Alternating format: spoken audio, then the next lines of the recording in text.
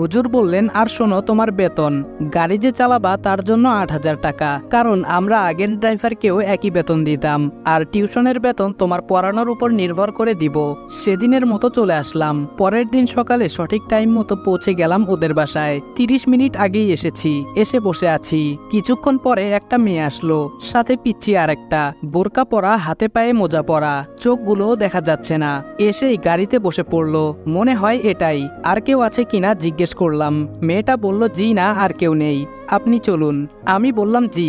বিসমিল্লাহ বলে চাবি ঢুকিয়ে সেলফ নিতে গিয়ে গাড়ি একটা ঝাঁকুনি দিল। গাড়ি নিউট্রাল না করেই সেলফ নিতে গিয়েছিলাম। পিচ্চি মেয়েটা বলল, এই যে ভাইয়া, আপনি আদৌ কি গাড়ি চালাতে পারেন? আমি বললাম, আরে পারি তো। পিচ্চি বলল, আমার মনে হচ্ছে না।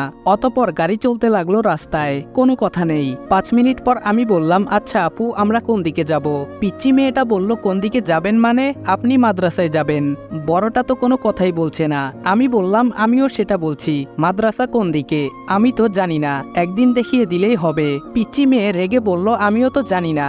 আমি বললাম, ঠিক আছে বড় আপু, আপনি কোনো কথা বলছেন না, আপনি হয়তো জানেন, বলুন না প্লিজ, আজকে দেখিয়ে দিলেই হবে। মেয়েটা শান্ত গলায় বলল, আপনি সোজা যেতে থাকুন, পয়েন্টে গিয়ে ডান দিকে ঢুকবেন।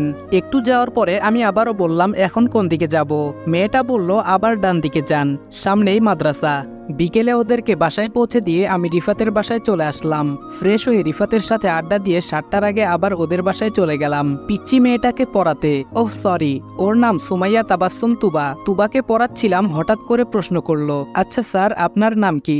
আমি বললাম, জি, আমার নাম নীল। তুবা বলল, শুধুই নীল, লাল নয়? আমি অবাক হয়ে বললাম, মানে? তুবা বলল, মানে আপনার নাম কি শুধুই নীল, আগে পিছে কিছুই নেই? আমি বললাম, অব্র মাহমুদ নীল। তুবা বলল, খুব সুন্দর নাম আপনার। আচ্ছা, আপনার ফ্যামিলিতে কে কে আছেন? আমি বললাম, এত প্রশ্ন না করে পড়ায় মন দাও। তুবা বলল, আপনি এমন কেন, চুপচাপ গাল ফুলিয়ে বসে থাকেন সব সময়? আমি বললাম, আরে কি বলছো এসব, আমি মোটেও এরকম না। আচ্ছা, তুমি তো ক্লাস 5-এ পড়ো, তোমার আপু কোন ক্লাসে পড়েন? তুবা বলল, আরে হ্যালো, আমার আপু পড়ে না, পড়ায়, সে একজন টিচার। আমি বললাম, ওহ, দেখলে তো বোঝা যায় না, ঠিক আছে তুমি পড়ো। এভাবেই বেশ কিছুদিন চলে যায়। এর মধ্যে নীল তুবার সাথে ফ্রি হয়ে যায়, ভাই বোনের মতো কথা বলে। সকালে যাওয়ার সময় তুবা নীলের পাশে বসে আড্ডা দিতে দিতে যায়। কত ধরনের কথা হয় ওদের মধ্যে। পেছন থেকে তনু মেয়েটা দর্শকের মতো সবকিছু দেখে যায়। আজকেও সেই একই অবস্থা। তুবা বলল, আচ্ছা নীল ভাইয়া, তুমি সত্যি একটা পচালোক। আমি বললাম, কেন, আমি আবার কি করলাম? তুবা বলল, কি করনি সেটা বলো। যতবার তোমাকে তোমার ফ্যামিলি সম্পর্কে জিজ্ঞেস করলাম, ঠিক ততবারই এড়িয়ে যাও। ফ্যামিলির কথা শুনতেই মন খারাপ হয়ে যায় নীলের। কি বলবে নীল, আমার ফ্যামিলি আছে, কিন্তু ওর ফ্যামিলির কেউ তো এখন আর তার সাথে নেই। রাস্তার ছেলেকে আবার রাস্তায় ফেলে দিয়েছেন, কি বলবে?